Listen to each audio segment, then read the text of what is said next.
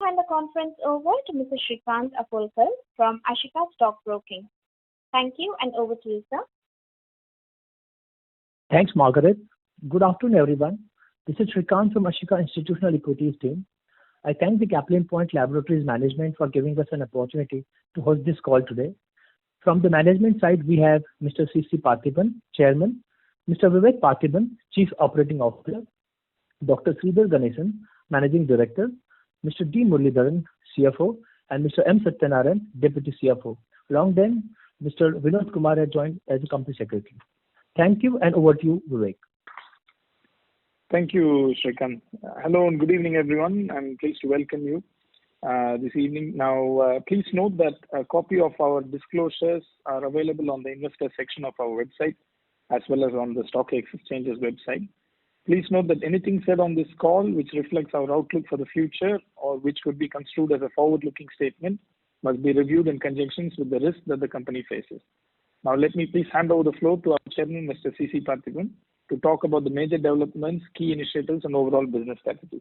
Over to you, Mr. Chairman. Good evening, ladies and gentlemen. I welcome you for this earnings call to discuss the financial results of our Q1. At the outset, let me thank the COVID warriors, the mainstream healthcare professionals and others who have been fighting this evil genius called COVID-19. Further, you are aware of the lockdowns and severe lockdowns in various parts of our country. Although this has not affected our exports to Latin America, we had some issues in our US FDA injectable facility, which the COO will narrate after my speech. First, a few significant features of our Q1. When the climate for cash flow is cloudy with most of the companies of our size, we could see the shining of our cash flow in our first quarter. An increase of 127 crore in 120 days since March 31st, 2020. As a whole, cash and cash surplus stands at 375 crore as on August 10th. Cash flow from operation crosses 100 crore in the first quarter, and it's not a one-off. We are sure that it will be sustainable in future. This consistent cash flow, I'm sure, will take care of various projects and operations in the next 2 to 3 years. Now, the dip in EBITDA and PAT, this is a one-off, and this has happened mainly because of the increase in manpower cost due to the acquisition of our channel partners. Hence, I would like to highlight the major advantage that we have in the form of a talent pool, which is around 450 people, and they will be useful for our expansion in the various geographies of Latin America. That too, without much of an additional cost. The skill set and characters of 80% of these people are very well known to us, as they've been working in the channel partners for the last 10 to 15 years. Now let me highlight the future expansions in the form of products and facilities. First, products. So far, we have registered around 500 products in the various parts of Latin America. Another 130 to 140 products are in the pipeline in this part of the world. Now, recently we have identified 150 important formulations of 3 different major therapeutic areas for registration in Latin America. Out of which general injectables for the hospital division, the second one is psychiatric and neuropsychiatric products for brand marketing. The third one is anti-cancer products for private and institutional business. Now, facilities for future. First one is the API. Now, we are all set to start the construction of our API facility to manufacture APIs for US market. Second, we have finalized some 10 top products of our Latin American business that constitutes 30 to 35% of our formulation business currently. We have already started the first API in a CMO at Vizag. These 10 products put together will create a very healthy bottom line for Caplin in future. Further, we also have plans to go for an API plan for oncology for the regulated markets. Now, the formulation facilities. We are planning to either acquire or start a greenfield project for liquid oral suspensions, ointments, suppositories in Mexico, as there is no clinical trials needed for this type of products in Mexico. Further, the liquid and suspension products are bulky, hence it's not competitive to export from India to our current markets in Latin America. The facility of Mexico will be an ideal option to cater to our Central American markets, which are very close by. We also have plans to start a OSD facility near Chennai to handle our increased sales in future. Markets. Our core area of business, as you know well, is Latin America, and we will continue to focus actually in major parts of Latin America in future, especially the bigger geographies where the opportunity for institutional and private market are also big. In addition to this, we will also be consolidating our existing business. Further, we will also expand to various other bigger markets such as Europe, Australia, and Canada, as we have necessary infrastructure and R&D. Finally, the model. A few words about the business model of our Latin American operation. Our business model in LATAM is a protective and potential moat for our company. For example, the best company in India exports 150 million worth of goods to LATAM, mainly to the bigger geographies, whereas we have exported close to $100 million worth of products in the last commercial year, mainly to the smaller markets, and we are planning to get into the bigger markets now only. And we are sure our Latin American markets and business will take care of our future capex and opex from the internal accruals. Thank you. Thank you very much. Now that I will invite the COO to give his speech. Thank you, Chairman. I will give a little input about our operations in the US and also a short insight into the months and years going forward.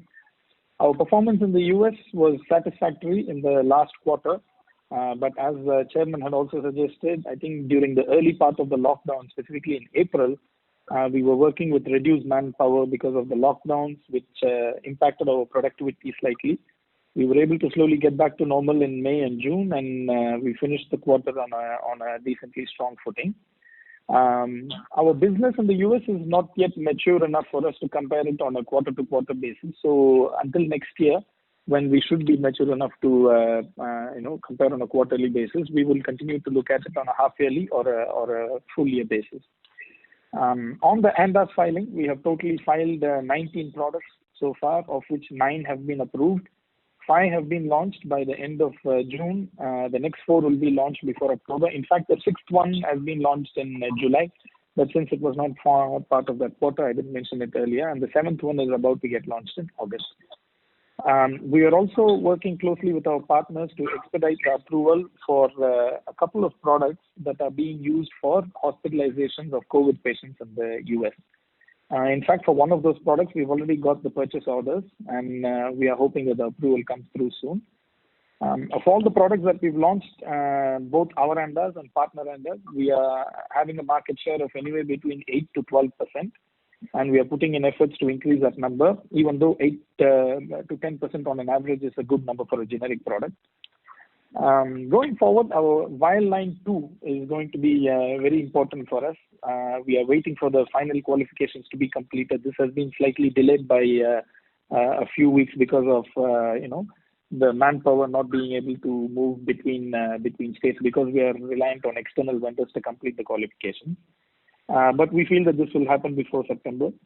We'll be able to fast track some of the products that are kept pending for exhibit batches once the line 2 is up and running, line 2 and line 3.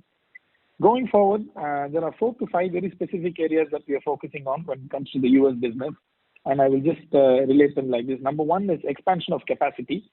As already mentioned, line 2, which is a new vial line, and line 3, which is just revamping of our ophthalmic line. When they become operational by middle to end of September, it gives the company a massive boost when it comes to balancing both commercial and exhibit batches. we won't have to choose one over the other, and we'll have ample capacity when all three lines are available. Number two, so far of the 19 products that we have filed, I would say a large majority of it is simple injectable products. But going forward, almost 60 to 70 products that we are working on are either complex to develop or complex to manufacture. These could be anywhere in the categories of suspensions, emulsions, and solutions that require very less headspace oxygen levels. So the advantages with these products is that there is lesser competition and the prices also tend to remain stable over time. And number three is expanding capabilities. Now, so far, we've been able to do only injectables and vials and ophthalmic products, but we have just placed the order for all CapEx instruments for getting into pre-mixed bag solutions. Now, in the US, in terms of the latest trend, the number of steps that a healthcare worker takes while administering the product to a patient needs to be reduced as much as possible. So we see a growing trend in terms of usage of pre-mixed bag formulations, and we should be probably the fourth or fifth company in India to get into this field, and we are quite bullish about that. The next point I would say is backward integration. As already mentioned by Chairman, our entry into APIs for a backward integrated route will be a critically important step for us, because when two generic manufacturers are able to offer their products in the US, the one thing that will make a meaningful differentiation between the both is to ensure that the backward integrated API will ensure continuity of supplies. This is a much bigger ask for people in the US rather than just low prices. So we are hoping to complete construction within the next 12 months and start taking exhibit batches from this site. And it will be primarily used for Cap 2 consumption for regulated markets. And we also have adequate land to expand on that also. Our pipeline for the US remains quite robust. We are continuously looking at opportunities to add to our pipeline with some niche molecules.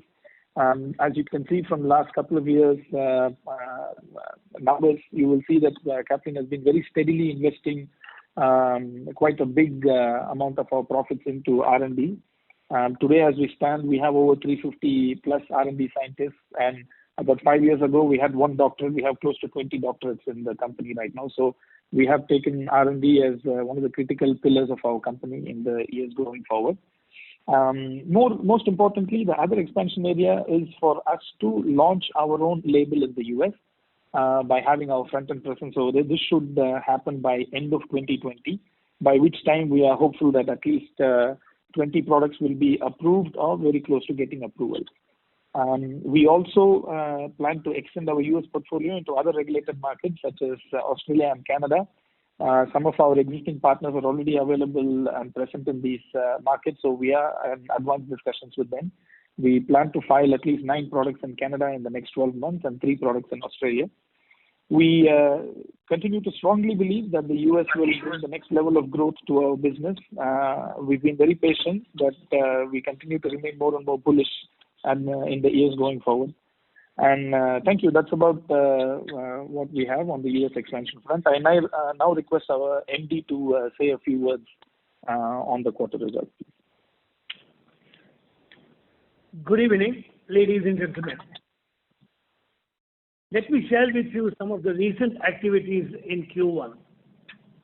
High-value soft gel capsules have been introduced for cold, allergy, pain management, erectile dysfunction, etc.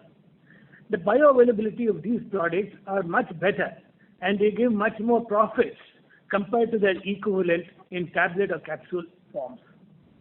Moreover, not many companies have the facility to manufacture soft gel. Therefore, we have an edge. Our injectable facility in Pondicherry has gone full throttle. We have successfully launched lyophilized injectable, liquid injectables in vials and in ampoules, difficult to manufacture anesthetic injectable propofol, injectable in pre-filled syringes, and the market offtake is positive. We received large orders for COVID-related products such as azithromycin tablets, vitamin C tablets, zinc tablets, hydroxychloroquine tablets, ivermectin tablets, etc., which have been manufactured and dispatched on top priority. We have also exported decent volumes of latex gloves and face masks from partner companies which are in high demand at the markets. In our workplace, we have controlled COVID spread to a large extent and adhered to all the regulations. We provided immunity boosters, masks, sanitizers, etc., not only to our staff and workers, but also for their whole family members and neighboring villages in sufficient quantities. This had dual effect. One, hardly any person was affected by COVID, and two, because of so much support to workers and their families, the attendance was very good.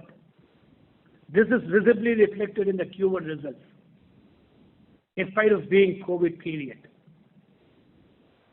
Also, converting threat into opportunity, we improved efficiency, resulting in improved productivity. Now that we have introduced and continue to introduce most of the WHO essential list of drugs in LATAM and West African markets, we are in a position to pick, choose, and emphasize the marketing of more profitable products that there are a large bandwidth which is there, and hence increasing the overall profit of the company. Details of future markets, models, manufacturing factories, products, and people have been elaborated by our chairman. And details about our US facility, its plan and prospects have been presented by our COO. Hence, I need not talk on those. Thank you. Thank you, Doctor. I would just like to clarify during my speech that I said the front-end presence in the US would be established by end of 2020. Please correct that to end of 2022. Thank you. And I request our CFO to talk on the numbers for the quarter, please. Yeah, good evening, all of you, and welcome to this investors call, earnings call. This is Muralidharan, CFO, talking to you. As already explained by our chairman, there are a lot of positives in the quarter, which ended by June 2020. The most significant milestone I would call is the company crossing the net worth of 1,000 crores. That is, in any company's journey, that one of the significant milestones which we could cross during the last quarter. Apart from addressing the working capital management, which has resulted in positive cash flow from operations of 100 crores, and then the free cash flow of 86 crores. And regarding expenses has also been already discussed.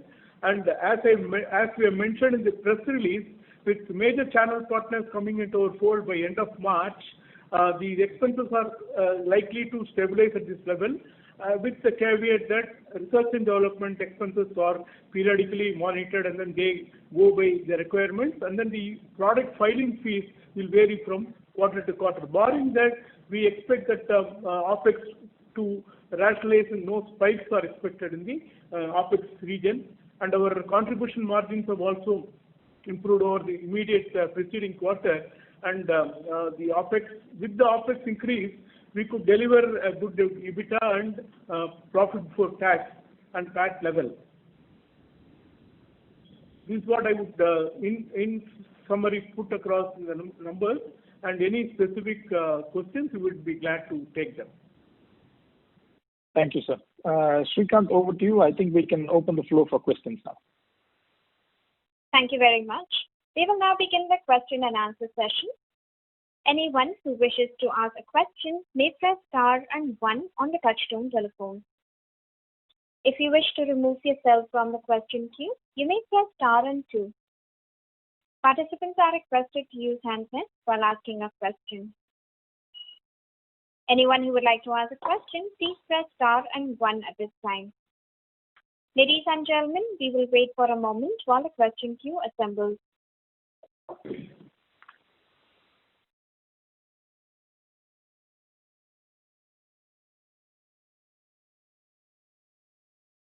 The first question is from the line of Hardik Shah from Prabhudas Lilladher.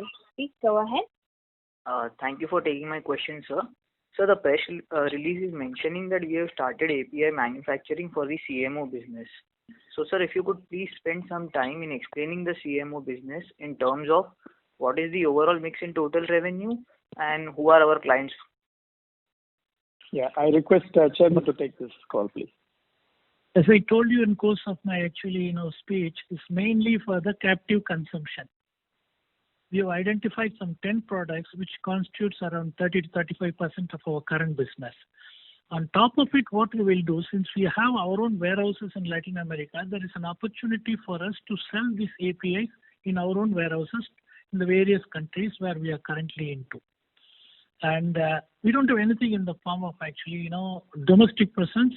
So I will not be in a position to give you actually the exact details of the customers too. Thank you. Understood, sir. Sir, my second question is in respect to the distribution deal which we have signed with Zelia Pharmaceuticals to launch for the marketing of products in US. So, sir, the profit sharing is similar to that of Baxter, or we have a different arrangement over here? No. So what we've done recently is, as I was explaining through my talk, was our bigger plan is to launch our own label in the US in the next 2 to 3 years. So having that in mind, we are signing only distribution deals where we take majority of the profit and then we give minority profit to the distribution partner, who in this case is Zelia. Whereas when we were talking about Baxter's partnership, that was a different kind where the profit is equally split between the two companies. So, sir, right now, what will be the percentage profit for them? Majority meaning it is anywhere between 70 to 75% to us. Understood. And sir, in the US business, have we witnessed any sort of price erosion for our products? Yeah, so there is a little bit of price erosion in some products. It's a bit of a mixed bag, to be honest. But I would say that largely when you compare it to oral solid dosages, we are still injectables are still faring much better. Having said that, I think the minute we get into slightly more complex products, which we are planning to launch, register and launch in the coming months, I think these prices have been largely stable due to the limited amount of competition and also the complexities involved with manufacturing them. Understood, sir. And sir, our receivable days are around 93. Do you see this number going down to 70 or maybe below that in future? We will try and maintain this at this juncture. It's difficult to say anything in the form of that we will be able to make it as 70 or 80. As you know well, that this is all actually, unprecedented pandemic time. So we'll only, as I told you before also, I would focus on cash flow, which is the most important one at this juncture. We'll try and create a war chest for cash that will definitely help the companies. In the process, we will definitely, maintain what has been actually, what has been given to you in the press release. Understood, sir. Thank you so much. That is all from my side. Thank you very much. Thank you. The next question is from the line of Chirag Singhal from First Water Capital. Please go ahead. Yeah, thanks for taking my question, sir. So two set of questions. One is on the industry. So I just wanted to know that what kind of market share we enjoy in the Latin region. Yeah, we sell generics. Yeah, as a percentage of the generic market. Can I go ahead, or you want to ask anything else, please? Yeah. In connection to that only, I have two more questions. Please. So first, out of the total Latin pharma market size, how much would be generics, and what kind of if you can give me the percentage imports happen in the Latin, the generic imports, and what kind of percentage of that can we or are we hoping to capture? Yeah, the data for brand products and the institutional business is available with IMS. Generic business, very rarely they cover. For example, recently they went for actually a generic survey in Guatemala. That's where they have found, we stand at number 2. And there are multinational companies which are below us also. And the rest of the markets, we don't have any data, to be very honest with you. And it's not only us. Most of the companies who are into generic business, they may not have any data. Because generic goes mostly to the independent pharmacies. When IMS go for data, they only contact actually the chains. And the business that they get, the information that they get from the chains is partial. It is not holistic. So There is nothing in such a way that I can give you what exactly is the share of generics in Latin America. Some of the details, some of the data that we get in terms of export from India, based on that, I have told you the number one company from India exports to the tune of 150 million, whereas Caplin Point actually has almost completed 100 million in the last year. Yes, please. Okay. All right, sir. Now coming to the revenue mix. So we see that 10% of the total top line comes from the tender business. So can you please give the breakup region-wise that for the tender business? Which region are constituting, from where are we generating the sales? Now, of course, we don't have the exact breakup. Now the tender business in most of the places is slightly on the increase because of the COVID disruption. As you know well, the governments are also very keen to buy products which are needed actually to handle this COVID crisis. So instead of 10, it must be in the region of maybe 15 to 16% in the last 3 to 4 months. Okay. Yes, All right. Okay.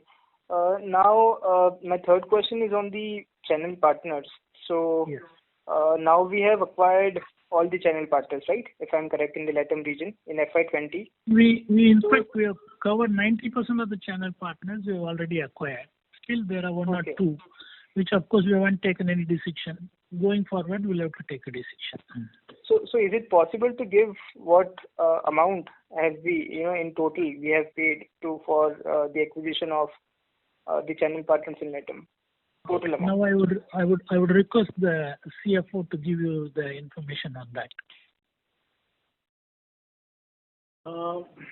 Just to clarify the modus operandi, what we did, we have bought the shares of the majority shareholder whoever was currently holding the share. So to say we have acquired is a misnomer. We have become a majority shareholder in all of them which we have taken over. We have paid them on the basis of the net worth, whatever the individual channel partners are carrying on the date of acquisition. We compensated them on the basis of the net worth they carried in their books. Okay, so is it possible to quantify that, sir? Maybe you wouldn't like to. Okay, and if you can share that, what does it bring to the table? Namely, in context to logistics infrastructure, fleets, or if you can throw some light on that. See, some of the issues to be. Yeah, please go ahead. No, advantage chairman would probably be in a better position to share. Yeah. See, this business, I would like to put it this way. If you look at companies which are in the limelight today, most of the companies have become successful either because of technology, because they are basically technocrats who got into business, or people who are experts in brand marketing and that kind of stuff. 99% of the companies have become successful that way. Probably one or two companies like us, we are the one. We went for a generic business and created a front-end presence in countries like Africa and South America. And we also did the same in South Africa. We have not been that successful. The axis of being actually from destruction, it moved to the survival.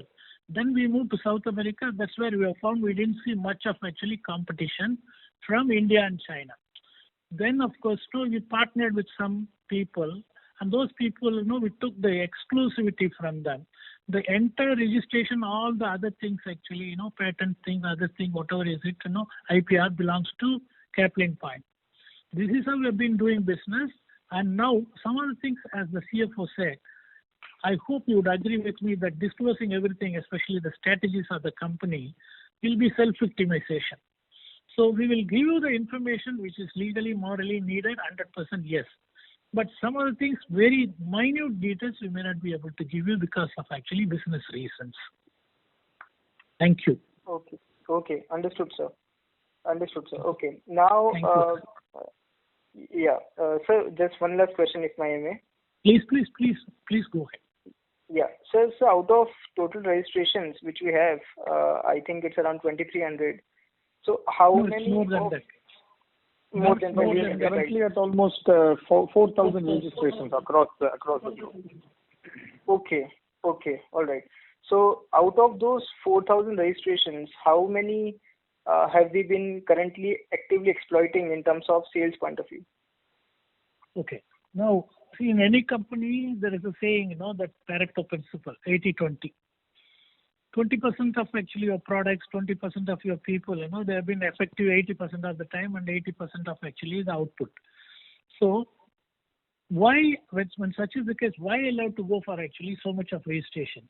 When the customer comes to you, the customer actually, if you can get all the products, the entire actually, suppose you will have 4 different buckets in the form of life-saving drugs, general medicines, anti-emetic, anti-actually infective, and all kinds of stuff. It becomes easy for him to buy. One he may buy actually for $1,000, one he may buy for $20. If you are in a position to give him actually everything, then you are creating a customer experience. Then he will not even feel like going to another customer. That's one of the main reasons we are going for volumes. In any business, especially in generics, you have to give the volume, you have to give the variety, you have to give the novelty. That's one of the reasons the portfolio of products are bigger. But to give you the exact this thing, there are 2 products, I don't want to mention the name of products, that gives 20% of our business. The remaining 8 products, 8 plus 2, another 10 to 15, 2 gives us 20%, another 8 gives us 10 to 15% of our volume. That's the reason we have identified 10 products which would constitute between 30 to 35% of our current business, and decided to go for API actually manufacturing in a CMO facility in Vizag, which of course I have told you in course of my speech. Okay. Yeah, just to add to that. Yes, one more. Yes. Just to add to that, these 10 to 15 products that we are targeting, both in terms of our own, capital consumption and also for import substitution, basically what we are trying to do is quite simple. If we are buying them at 1,000 rupees today, we want to make sure that using a CMO outside, doing our own manufacturing, it can get up to around 850 to 900 rupees. Because even if we save around 10 to 15% on this represents a substantial add to our bottom line. And we are very confident because we've done lab scale batches of these, and we are very confident of improving the costing compared to what we are buying from outside. Just one more point on the registrations. When we say 4,000, it is not 4,000 line items. It is 4,000 registration across countries. Line items may be 450 to 500. Correct. Yeah. Correct. Right, sir. Okay, sir. That's it from my side, sir. Thank you. Thank you. Thank you very much. Thank you. Thank you. The next question is from the line of Ujjwal Shah from Quest Investment Advisors. Please go ahead. Yeah, thank you for the opportunity, sir. So just wanted to understand your strategy of moving into larger geographies in Latin market. So how do you plan to enter this market, which product line items, and how do you plan to manage working capital cycles over there, because other Indian companies used to face challenges in terms of getting product approvals, working capital management, especially in larger geographies of Latin markets. Yes. I would like to actually narrate the whole thing like this. It's true, when we get into the larger markets, the lead time for registration is in the region of, say, 18 months to 24 months. That's one thing which is true. The second issue is working capital. Of course, as I told you before in course of my speech, we are having enough cash at this juncture. We'll continue to generate more and more cash, which will take care of the working capital cycles. That's what. The third important thing, why we are planning to go for larger markets is because of the fact that we've developed the facilities, R&D for formulation, R&D for API, CRO, all these things have happened only in the last 3 years. Earlier, we never had this type of infrastructure. That was the reason, we went for an asset-light model. We used to source product. Even today, we source product from China, 40% of it, 20% of it we source from India. The most important product, critical products which are being developed by our R&D, is manufactured in my factory. So the third important issue is, we have the exposure of selling medicine in South America. Whether it is Central America or other parts of South America, right from culture to portfolio of products are one are the same. And I personally have been to many times to countries like Mexico in the last 10 years. We didn't launch our products in Mexico because we never had the facility. Now that we have the facility and R&D, and on top of it, when everybody is thinking of actually institutional market, our forte is always private market. We know how to sell our products in private market, which of course you will also see in the years to come. Thank you. Thank you very much. I would just like to add a couple more points to that question. See, the registrations could potentially be faster recently as long as you have regulatory approvals like EU GMP or US in some of the countries, number one.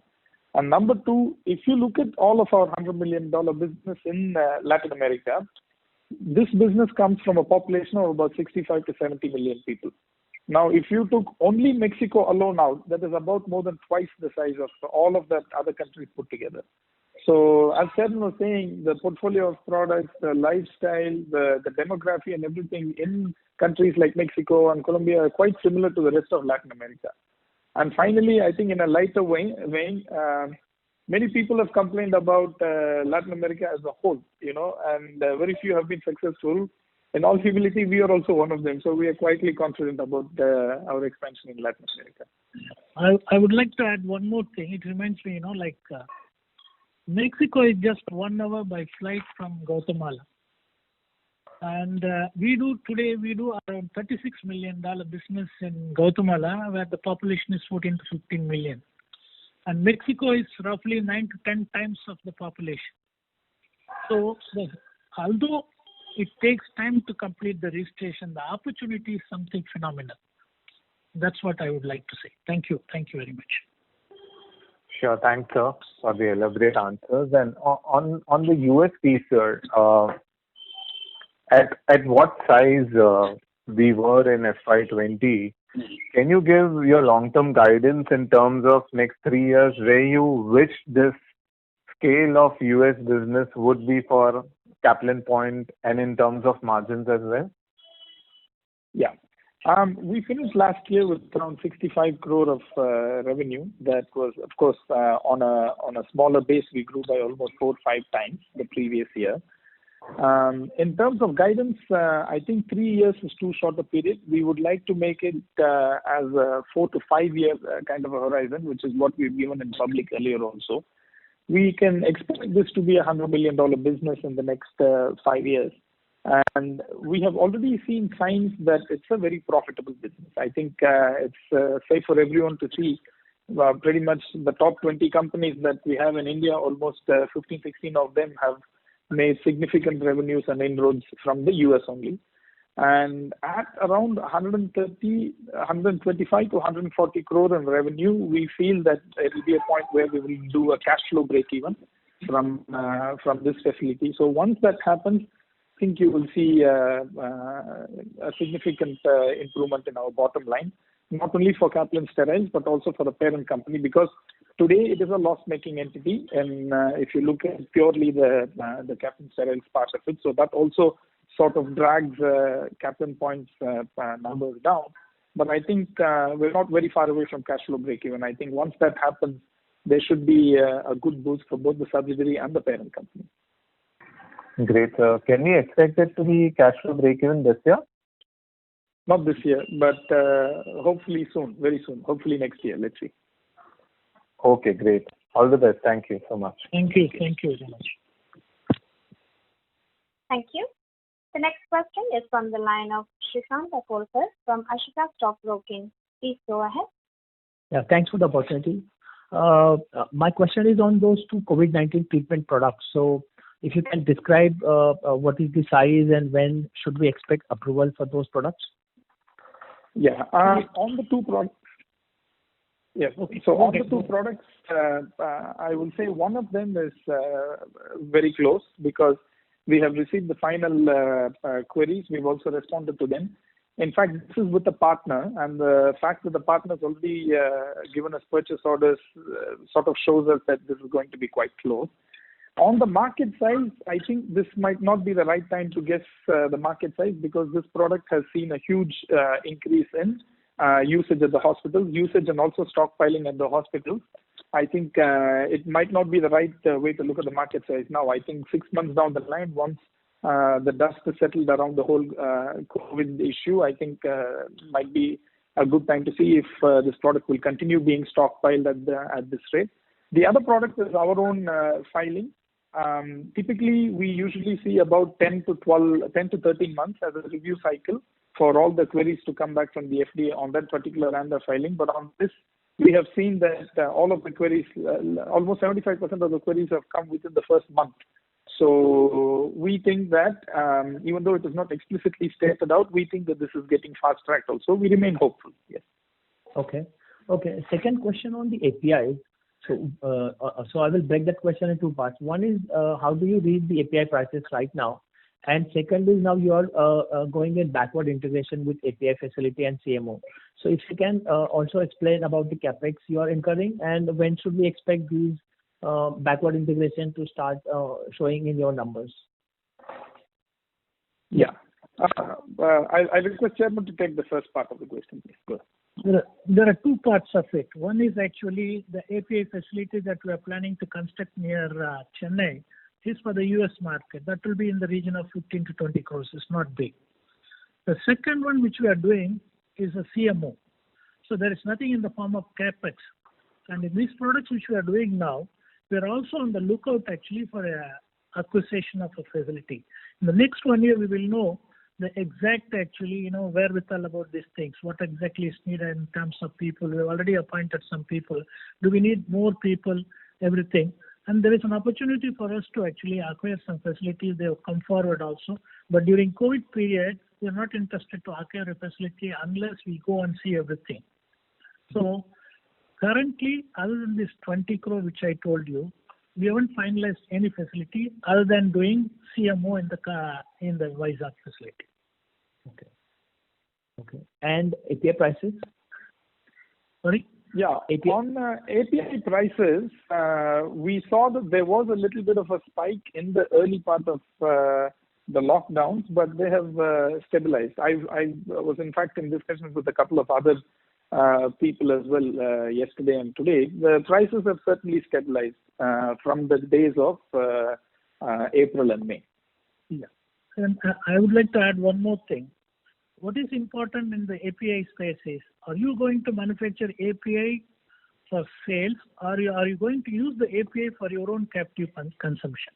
We have two advantages. As I told you before, one, the product that we are manufacturing, the APIs, will be used for our own actually business one. Two, we have currently 8 to 9 warehouses in various parts of Latin America, where we will also keep this API along with the formulation and sell it to the local factories. So this is going to create actually a value addition to our current business. And that too, when you can take this API in the smaller geography, you may not sell huge quantities, but your profitability will be multifold. Thank you. Okay, sir. Thank you so much. Thank you very much. Thank you. The next question is from the line of Sachin Kasera from Swan Investments. Please go ahead. Yeah, good afternoon, sir. You mentioned in your opening remarks that you are looking at either a greenfield or maybe an inorganic acquisition for a manufacturing facility in Mexico. So if you could give us an idea as to what is the type of capex that would involve either when you put either greenfield or acquisition. So there are two ways to do business in Mexico. As I told you before, if I can get into liquid oral suspensions and then ointments, creams and suppositories and ovules, for which there is nothing in the form of clinical trials needed. When you go for clinical trials, it will not only increase your cost but also timelines. So initially we will go for products which does not require BE/BA studies. Then what we will do, the another advantage that we have is we are currently selling a lot of liquid and suspensions and ointments in Central America and other parts of Caribbean.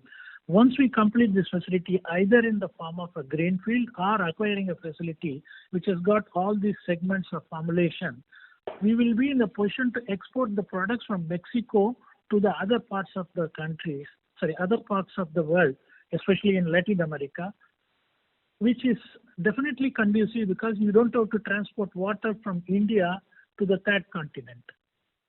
So that's one part of it. Second, if you look at companies which are concentrating on Mexican business, most of them are concentrating on the institutional business. And if you see the data in terms of export from India to Mexico is very meager. It's not that easy actually to sell, to be very honest with you. Especially it's not that easy to sell in the institution because the local lobby is very strong. That's one of the reasons we don't want to get into the institutional business, government tenders initially. We'll go for private market because we are used to it. We have the exposure. We have made it in the smaller geographies of Latin America. We are very confident that we will do it also in the adjacent countries. Thank you. Yeah. So, but can you quantify, thanks for the answer, can you quantify the amount that we'll need to spend for either this greenfield or acquisition? Yeah.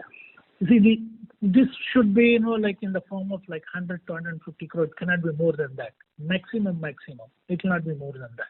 Sure. And we don't require external funding also for this one, as I told you. The entire projects for future in the next 2 to 3 years, both CAPEX and OPEX, we are confident that we'll be in a position to manage it through the internal accruals. We're very confident. God forbid something, if it happens through COVID or something, then that is 1%. 99% we are very confident we'll be able to manage it. And if you go for a greenfield, by when do you think you'll be able to commission this project in Mexico? From Mexico, we would rather prefer to go for actually an acquisition.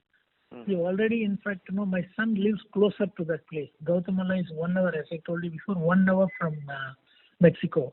The moment actually this COVID curve flattens, he will be able to travel, and he has already got some friends who have studied with him. His friends have studied with him in Harvard in OPM. He has already found that. So he is waiting for the travel actually. Probably once the flights resume, he will be in a position to travel. Second, if that doesn't happen, then we have to start maybe after COVID disruption is completely stopped or over. That we will know very well. It's very difficult to comprehend. Nobody knows the intensity, duration of COVID, neither of it, nor actually a vaccine when it would come. So it's very difficult for me to commit that one. Sure, sir. Secondly, you gave an outline about how do you see the US business in the next 4 to 5 years. Can you give us a similar idea as to what is the potential of revenue from these larger Latin American markets that you refer to in the initial comments over 4 or 5 year period? We will do extremely well. If you tell me 4 5 years, we will do extremely well. I can quantify. If you want me to quantify, it will double and it will be more than that also. That much I can assure you. Since you mentioned 4 to 5 years, it will be more than double because we are getting into the bigger geography where we will not only get into countries like Chile, the private market is 30%, but that 30% is equivalent to half of the markets that we control in Latin America. And if you get into countries like Colombia, this is another highly populous country. So these are the markets.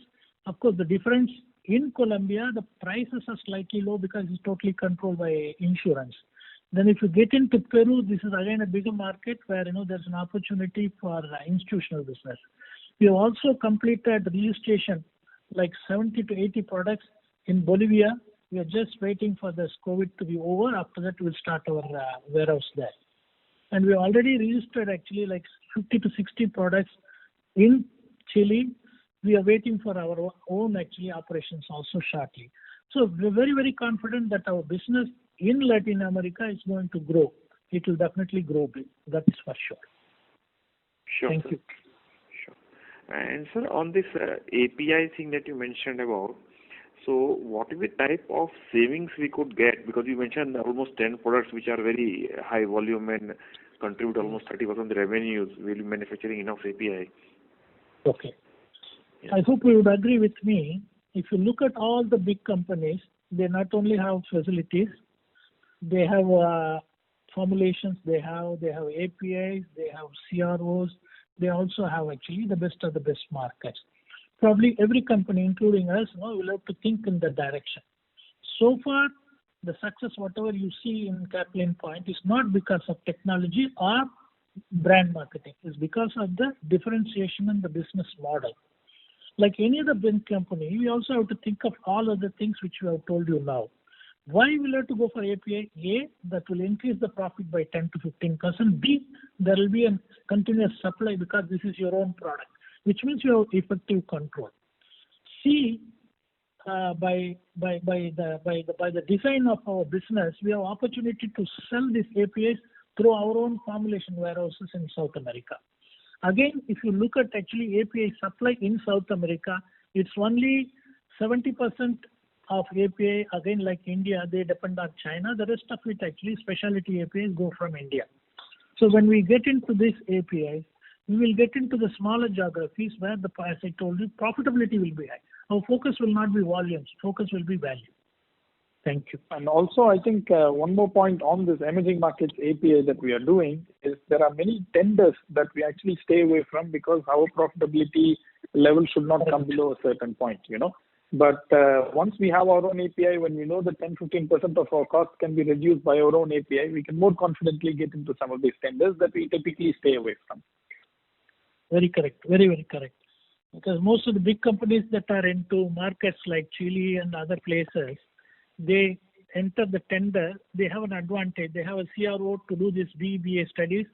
They also have API so that, they are in a position to compete with actually other companies.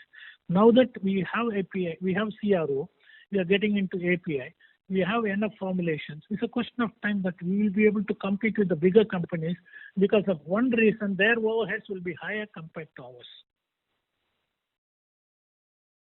Thank you. I would request Mr. Kasera to rejoin the queue for follow-up questions. The next question is from the line of Gaurav Shah from Kotak Mahindra Bank. Please go ahead. Hi, sir. I'm a long-term shareholder with you. And just wanted to understand, since you mentioned you're getting into geographies mostly in Latin America and South America and the larger ones. Now, this is from a long-term shareholder's perspective. The so-called as the corruption index associated with these geographies is very high. So whenever we do modeling, we also consider that as an aspect.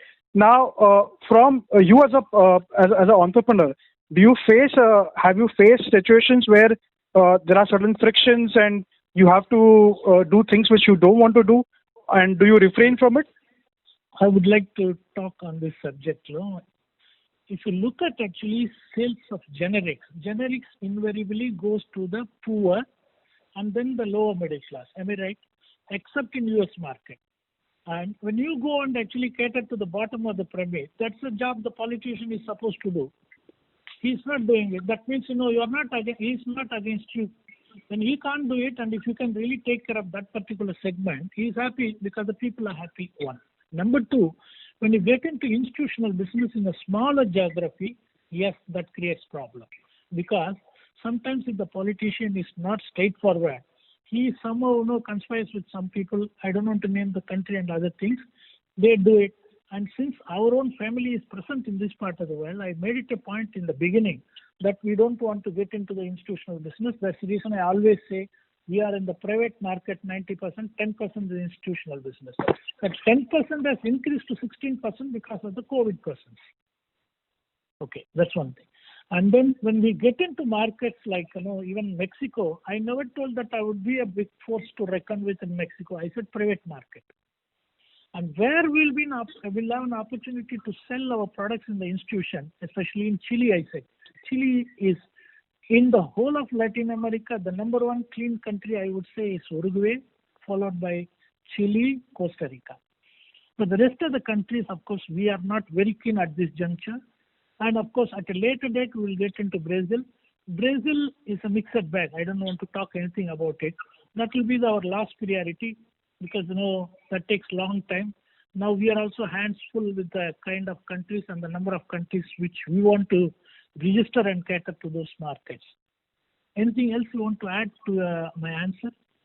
Yes, sir, thanks. That helps. But another question, how do you foresee? So somewhere down the line, you have always dominated the unregulated space. Now, your foray into the regulated space by virtue of the Caplin steroids business, going forward from the next 3-4 year perspective, how much would regulated markets contribute to your overall top line? Eventually, the regulated market will overtake the non-regulated market in terms of top line. But to me, the bottom line will continue to flourish actually in the smaller geographies too. The reason is, what we do is, as we increase the number of APIs, as we increase actually more and more bioequivalence and bioavailability studies, there are hardly few companies which have got this wherewithal, in the smaller geographies. Then the opportunity, as I told you in course of my speech, I will not only be in the generics, that is the plain vanilla generics, I will also get into specialties in the smaller geography, which means I can get into the private market, I can get into the institutions which are private. I'm not talking of the institutions which are government. Then, of course, when you go to a psychiatry in a neuropsychiatry area, this is not like a general physician, it's very limited. That means you don't have to go for 100 or 50 representatives. If you keep your 5-6 representatives, they can cover the entire country, which is very small in nature. Then comes to oncology, which is increasing. If you can go for a regulated market plan, then you can sell in the regulated market, also in the ROW market. If you have a ROW facility, then you can't sell actually to the regulated market. So what is important is the models, markets, people, products. That's it at the end of the day. Thank you. Anything else you want to ask, please? Hello? Thanks. I really appreciate your answer. Thanks. Thank you, sir. Thank you. Thank you. Ladies and gentlemen, due to time constraints, that was the last question. I now hand the conference over to Mr. Vivek Partheeban for closing comments. Yeah. Thank you very much. Thanks for Srikanth and Ashika to organize the call. Thanks to Margaret as well. I think the participation was very good and very interesting questions were asked. We hope that our answers were satisfactory, and also we look forward to having some interactions with some people who have extra questions to ask us. So thank you once again, and I hope everyone is safe wherever you are. Thank you so much.